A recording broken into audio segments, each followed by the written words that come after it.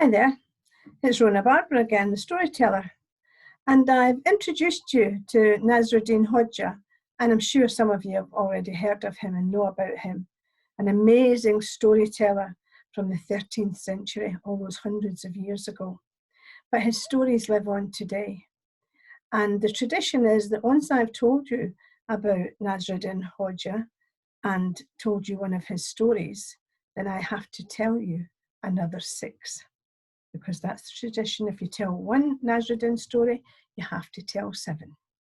So today I'm going to share with you the story of Nasruddin and the donkey. Now, Nasruddin was a poor fellow, and he was always looking about to scrape about and try and earn a living and make a few shillings here and there. And he wasn't very successful, so he remained poor for quite a long time. And he was always kind of like looking for the next best thing. What could he try and do to earn some money? And he was running out of luck because there was nothing. There was no new ventures. There was nothing new happening. People weren't looking for people to work for them. And he was beginning to feel a little bit despondent. And his head was hanging lower and lower as he wandered about the town. And one day he passed the great palace, and the Shah was on the balcony. And he did a double take. And he said to his manservant, "You see that fellow down there? Could that be my friend?" "No, it can't be my friend. He's too young. But oh my goodness, he looks just like him. Do you know who that is?" And the manservant said, "Yes, Your Highness. That's Nasruddin Hodja." "Oh, that's the young Hodja. Oh my, I recognize him right away. I wonder where his father is." And the manservant said, "I'm sorry. Did you not know, Your Majesty? The first Nasruddin Hodja died a few years ago." Oh, the Shah was so sorry to hear that. He says, "And that's his son. He looks so forlorn. He looks so lost. He looks so miserable. I'd like to do something for him. Go and get him and bring him to me." So the manservant went running after. He didn't have to run very far because Nasruddin Hodja was just, strolling along the road slowly with his head held low. And the manservant caught up with him and he said, "Nasruddin, I need to speak with you." And Nasruddin said, "Oh, are you looking to give me some work?" He said, No. He said, "I'm the manservant of the Shah. And he recognized you. He knew your father and he knew your father well. And he would like to meet with you and speak to you." And Nasruddin was horrified. He says, "I can't go and speak to the Shah like this. I'm all shabby. I don't have any decent clothes."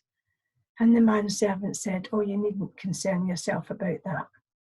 The Shah doesn't find these things important. He would only expect you to be dressed in finery if you were a wealthy man, and you're obviously not.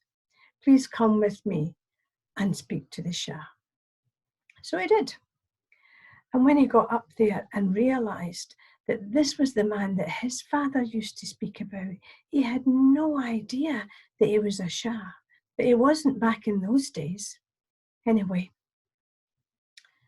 the Shah said to him, "Your father and I were very good friends, and he helped me out of many a scrape.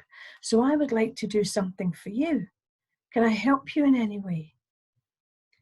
And Nasruddin said, "Well, I don't want to take anything from you because I haven't got anything to give you." And the Shah said, "It doesn't work like that, young man. It doesn't work like that. If I have and I can give, then I will give to you. And I'm sure if you had, you would give back. But you don't. So I want to make something, a present to you. What do you need? What would you like?" And Nasruddin said, "Well, all I want is a job so that I can work and earn some money." I said, "But I'm finding it very difficult in this town. There's nothing doing." And the Shah said to him, "Well, why don't you go to the next town?" He said, "I'll give you the very thing that you need to travel." He said, "I'll give you a donkey." And the Shah made him a present of a donkey, and he also gave him a couple of coins and a bag of food to see him on his way. And he said to him, I want you to do me a favour. Come back and let me know how your travels went. But in the meantime, I bid you Godspeed. And off he went. Nasruddin Hodja was over the moon. It was the last thing he expected, was to have some good fortune like this. He couldn't believe it, but he was relishing every moment of it.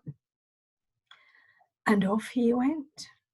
And he found work, and he did well. He worked hard, and he was paid well, and he lived well. And he was ever so grateful to the Shah for this present. But then as he got a little bit older and a little bit more tired, he couldn't do just as much work as he used to. He wasn't an old man by any means, but he had been working hard for quite a few years now, and it was starting to tell. And it was also starting to tell on his donkey. And sadly, one day, the donkey died. Well, Nasruddin was heartbroken. He could not believe it. His one true friend, the one who'd seen him through all of these hard times and this hardship, was no more. He couldn't sit with his donkey at night and tell stories and tell him about all the nice things that had happened that day and talk about it. He was just bereft. He could not believe it. And he didn't want to just leave him lying by the side of the road. He wanted to bury him. So he dug a huge grave and he buried his donkey there. And he covered over the grave. And then he lay down and wept. And he wept and he wept and he wept some more. And people saw him and began to feel so sorry for him. And they were asking him, what's wrong? What's happened? He said, I've just buried my one true friend. My friend who was such guidance to me. And they were all thinking, this must have been some great man. This must have been some great counsellor, some wise old sage. And this poor man has lost him and he's so sad. So they started to give him money. And this kept going on until he had quite a lot of money. And he was beginning to feel guilty about this. He said, these people think that there's some wise sage buried here, and really it's just my donkey. And he wanted to say it, but he didn't know how, because it had been going on for so long now. And one day, who should come through that town but the Shah? And he saw Nasra, and he saw him lying on this grave and weeping, because he still used to weep every day, not just for the loss of the donkey now, but because of what he'd allowed himself to become, a bit of a scoundrel, really, because he had to tell the truth and let people know this was just his donkey that was buried here, but he could never quite pluck up the courage now. It had gone on too long. But he was a decent lad, Nasra. Nasruddin knew the difference between right and wrong, and he knew that you shouldn't tell lies because they always catch up with you in the end. Now, he never actually told the lie because people made an assumption, but he let them go along with it, didn't he? He let them all believe that this was some grand person that was buried here. He actually felt so guilty that he bought a cornerstone and put it by the grave to say, that his best friend was buried here. But he didn't say, my best friend, the donkey.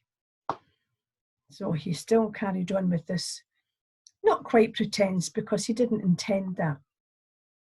But when the Shah came through and saw him by this grave, oh, my dear Nasruddin, I'm so sorry. I didn't realise you'd lost a good friend, and obviously a learned man, a scholar of some sort, to have such, people making such, great donations and what have you. Oh, and Nasruddin thought, oh no, I cannot lie to this man. He was so kind to me. I've had this good life for the last 20 years because of him. I cannot lie to him. He's an old man now, and he would be devastated if he thought that his best friend's son was a crook. And he said, oh. And the Shah said, who was it? And Nasruddin said, I've got to tell you the truth. And he whispered in his ear. And the Shah laughed, and he laughed, and he laughed some more. And he said, come back with me to the palace. I want to share some news with you. And he went back to the palace with the Shah. And when they got there, it was all the usual, food on the table, when drinks were brought forward, and he was offered a bath to relax, and, the kind of treatment you would expect when you went to visit the Shah. And afterwards, when they had wined and dined and bathed and powdered and perfumed and were feeling very comfortable, the Shah said to him, I've got something to show you. He said, come with me. And they walked round the outside of the castle. And when they came round to the back of the castle, there was a huge monument there, massive monument. And, Nasruddin was surprised, wondered who was buried there.